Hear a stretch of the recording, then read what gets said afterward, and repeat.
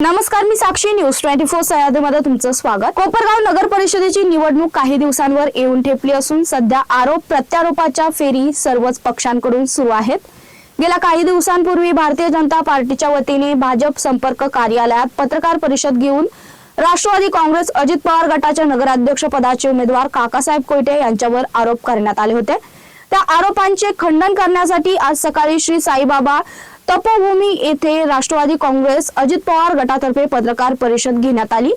यावेळी राष्ट्रवादी काँग्रेस अजित पवार गटाचे शहराध्यक्ष सुनील गंगुले, युवक जिल्हाध्यक्ष माजी नगरसेवक कृष्णा आडाव, माजी नगरसेवक वीरेन बोरावके, शिवाजी ठाकरे, अशोक आव्हाटे, प्रकाश दुशिंग आदी उपस्थित होते।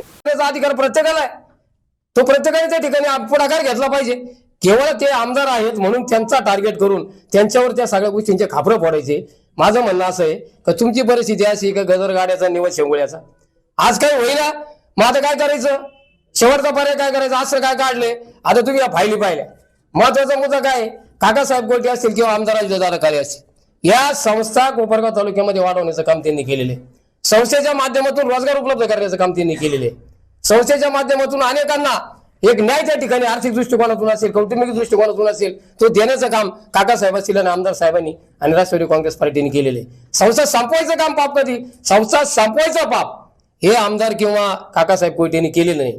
आज मी तिला आपण कोणत्या खालच्या पातळीवर झाले घ्या, कोणत्या काय चौकशीच्या बाबतीमध्ये काही गोष्टी आहेत। आता चौकशाच करायच्या असतील तर सगळ्या चौकशा झाल्या पाहिजे। माझ्याकडे ज्या तुम्हाला फायली दिसत आहे पत्रकार बंधूंना, मी नावं नाही सांगणार, परंतु हे सगळं दस्तऐवज माझ्याकडे पोहोचलेलं आहे। कोपरगाव तालुक्यामध्ये कोणत्या संस्थेमध्ये काय झालेले याचे सगळे कागदपत्र या ठिकाणी जमा झालेले। परंतु माझी विनंती विरोधकांना की तुम्ही खेळीमेळीनं तो पराभव आता स्वीकारण्याची तयारी ठेवा। पराभव तुमचा निश्चितपणाने होणार, फक्त औपचारिकता बाकी राहिलेली आहे। तुम्ही कोणत्या पातळीवर जाऊन काय काय टीका करता हे सर्व जनतेला कळायला लागलेले आणि त्याच्यामुळे सैरभैर झालेले भारतीय जनता पार्टी आणि त्यांचे सर्व या ठिकाणचे असणारे उमेदवार हे सैरभैर झालेले। कोपरगावमध्ये मेजॉरिटीने या ठिकाणी आशुतोष दादा आणि राष्ट्रवादी काँग्रेस पार्टीची सत्ता या नगरपालिकेत येऊन एक कोपरगाव, एक वैभवशाली कोपरगाव या ठिकाणी निर्माण होणार आहे आणि ते वैभवशाली कोपरगाव निर्माण करण्याचं काम या ठिकाणी आमदार आणि काकासाहेबांच्या माध्यमातून होणार आहे।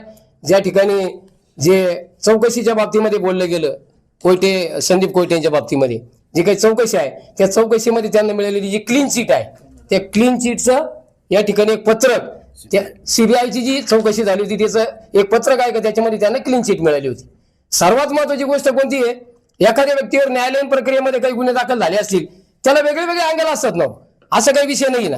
कोयटे परिवारावर जे गुन्हे दाखल झालेले, कोयटे परिवाराचे काही चोऱ्या करायचा धंदा आहे का? काही अवैध व्यवस्था आहे का? मग बँकिंग सेक्टर आहे, मग बँकिंग सेक्टरमध्ये जे काही कोपरगावमध्ये बँका ज्या आज ऊर्जित अवस्थेमध्ये आहेत त्या ऍडमिनिस्ट्रेशन ज्याचं चांगलं आहे त्याच बँका आहेत। मग आता उद्या एखाद्यावर जर कारवाई केली, आता कारवाई केल्यानंतर जर त्याला तो प्रॉब्लेम यायला लागला तर तो तर काकांच्या विरोधातच बोलणार। हा तर नैसर्गिक विषय आहे। एखाद्यावर कर्ज फेडीसाठी काही दावा दाखल झाला, मी नेहमी सभेमध्ये सुद्धा सांगत असतो का ज्याचा प्लॉट जप्त झाला, ज्याचं घर जप्त झालं कर्जासाठी बरं का, त्याला प्रॉब्लेमच असणार ना, तो काका विषय कसं चांगलं बोलणार? त्याच्यामुळं या ज्या काही गोष्टी आहेत या सर्व गोष्टींचा या निवडणुकीच्या निमित्ताने विरोधकांना मी एकच विनंती करीन की ज्या पद्धतीनं तुमचं काम आहे, वास्तविक तुम्ही मुख्यमंत्र्यांच्या पार्टीचे लोक आहे, तुम्ही सांगितलं पाहिजे कोपरगावसाठी आम्ही काय करणार। कोपरगावची बाजारपेठ वाढायची असेल तर काय झालं पाहिजे? कोपरगावची लोकसंख्या वाढली पाहिजे। कोपरगावची लोकसंख्या वाढायची असेल तर कोपरगावला 24 तास पाणी मिळालं तर कोपरगावची नागरी वसाहत वाढते। तुम्ही विचार करा, 2000च्या तुलनेने आज कोपरगावची लोकसंख्या 1 लाख झालेली आहे, बारामतीची 2 लाख आहे। कोपरगावची लोकसंख्या जर 2 लाखावर जर गेली तर कोपरगावची बाजारपेठ निश्चितपणाने दुगणी होणार, हे लक्षात घ्या तुम्ही। साध्या गोष्टी आहे आणि म्हणून आमदारांच्या माध्यमातून चालले असलेले प्रयत्न अभ्यास करतात। काकांनी तो उपक्रम राबवला, या मुलांची आर्थिक परिस्थिती ते पुस्तक घेण्याची नाहीये, म्हणून त्या काका कोयट्यांच्या माध्यमातून आमच्या नगराध्यक्ष पदाच्या उमेदवाराच्या मार्फत तिथे जो उपक्रम राबवला, लाखो रुपयाचे पुस्तक आज तिथं आहे, लाखो म्हणजे हजारोने विद्यार्थी तिथे घडणार आहे आणि त्यांना असं वक्तव्य करणं एक निषेध व्यक्त करतो मी अशा माणसाचा। स्वतःची पोळी भाजण्याकरता जर समाजाचं नाव पुढे करून कुणी असं करीत असेल तर समाज त्याला धडा शिकवला राहणार नाही। दुसरी गोष्ट त्यांनी सांगितलं का संजीवनी कारखान्यामध्ये समाजाला न्याय दिला। अरे तू जो बोलतो तुला स्वतः आशुतोष दादा काळेंनी न्याय दिला होता, आमदार अशोकराव दादा काळेंनी तुम्हाला न्याय दिला होता। तुमची चिठ्ठी निघाली नाही त्याला, ते काय करणार? तुमचं नशीब तिथे आजमावलं होतं त्यांनी नगराध्यक्ष पदाला. कोण देणार आहे तुम्हाला एवढं? या लोकांनी, या माणसांनी त्यांनी एवढं भरभरून दिलेले. आणि या वक्तव्याचा असं मी त्यांनी जाहीर वक्तव्य करावं तर त्यांनी त्या समाजाची माफी मागायला पाहिजे. का सगळ्या समाजाला बाजूला विश्वासात घेऊन माननीय आमदार आशुतोष दादा काळे साहेब यांनी नगराध्यक्ष पदाचा चिठ्ठी टाकण्याचा उमेदवार म्हणून जितेंद्र शिरेंना घोषित केलं होतं. तुमची चिठ्ठी निघली नाही, त्याला काय करणार? बरोबर आहे का नाही? दुसरी गोष्ट अशी, समाजामध्ये जे तेढ निर्माण करतं स्वतःच्या पोळी भाजण्याकरता, हे त्यांनी असं करू नये. समाज शुद्ध आहे बरं का. याच्याही पुढे जर जाऊन सांगायचं म्हणलं तर थोडंसं झोंबल त्यांना.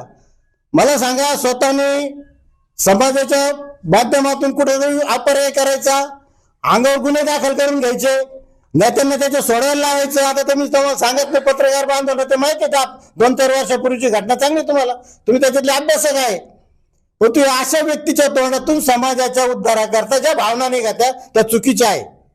हे असं त्यांनी स्वतःच्या पोळी करता समाजाला विठीस धरू नये किंवा एखाद्या स्टेजवर जाऊन आमदार आशुतोष दादांनी केले. आणि त्यांनी आज कोपरगाव शहरासाठी त्यांना स्वतःला एक जागा निर्माण केली कोपरगाववासियांच्या मनामध्ये आपल्या कामाच्या माध्यमातून. असंच विरोधकांनी त्यांना काय करायचंय हे खरं तर सांगणं अपेक्षित असताना कुठले तरी वैयक्तिक पातळीचे आरोप करायचे आणि नाही त्या गोष्टी गावाला सांगायच्या.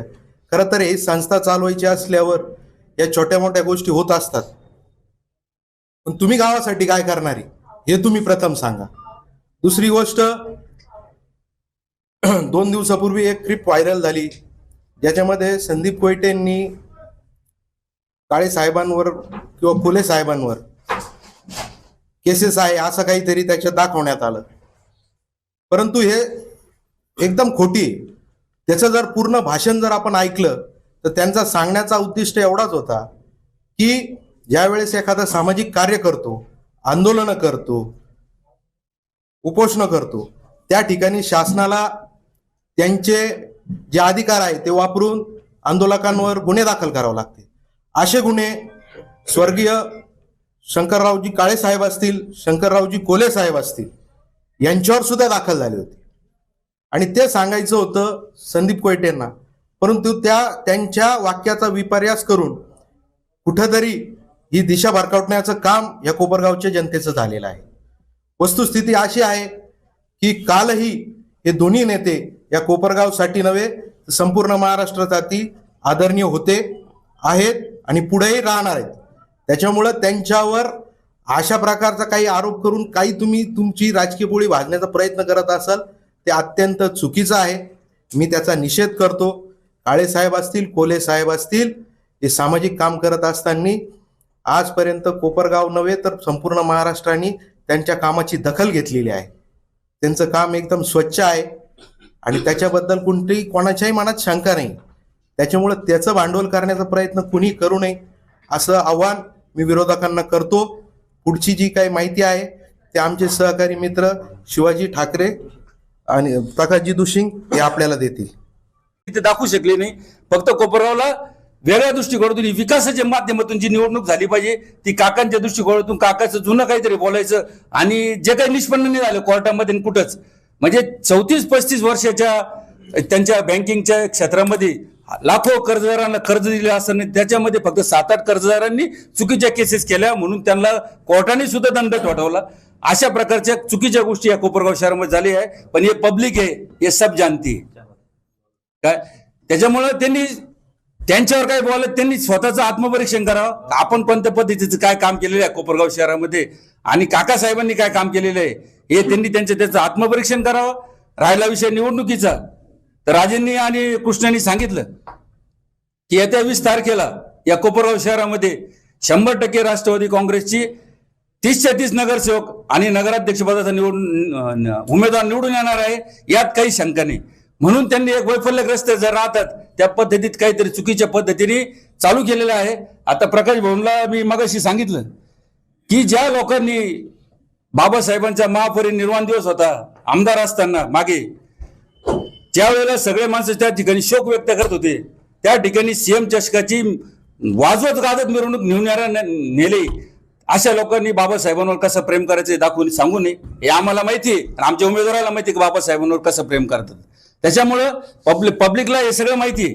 विकासाच्या मुद्द्यावर ते काहीच बोलू शकत नाही.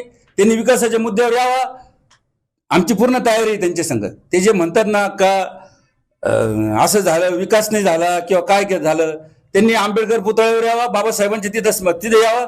आम्ही त्यांच्या समोर त्यांना कोपरगाव शहरामध्ये कोणते कोणते कामं झाले या त्याला प्रूफ दाखवू शकतो. आणि त्यांनी काय 14 ते 19 काय दिवे लावले हेही कोपरगाव शहराला माहिती आहे. पुन्हा एकदा तुम्हाला एवढं सांगतो की या कोपरगाव शहरामध्ये 20 तारखेला 100% 30च्या 30 राष्ट्रवादी काँग्रेसचे उमेदवार निवडून येतील. नगराध्यक्षपदाचा राष्ट्रवादी काँग्रेसचा उमेदवार निवडून येईल. अरे ज्यांनी 30च्या 30 कमलावर माणसं उभे करू शकले नाही, ज्यांना दुसऱ्या पक्षाची साथ घ्यावी लागली, अशा लोक वातावरण चांगलं आहे कोपरगाव शहरामध्ये. त्यामुळे वेगवेगळ्या पद्धतीची टीका करून, खालच्या स्तरावर जाऊन टीका करून विकासाचे मुद्दे राहिले नाही. कोपरगाव शहरात काय करायचं काय नाही करायचं त्याचे मुद्दे राहिलेले नाही. आम्ही कोपरगावात नगरपालिका निवडून आल्यानंतर काय करणार याचे मुद्दे नाही. फक्त काळे पार्टीचे जेवढे उमेदवार असतील 31 उमेदवार त्यांच्यावर फक्त टीका करत राहणे हे फक्त विरोधकांचं काम चालू आहे. तर माझी त्यांना विनंती की मैदानाची लढाई मैदानातच झाली पाहिजे. ती चिटिंग करून किंवा रडीचा डाव खेळून ही लढाई लढली नाही पाहिजे. आपल्याला आपलं गाव सुधारायचं, आपल्याला गावाला वेगळ्या दिशेला नाही घेऊन जायचं, आपल्या गावाला विकासाच्या दिशेने घेऊन जायचं. ही भूमिका आमदार आशुतोष दादा काळेंची आहे. त्यामुळं आपल्या ह्या टीकेवर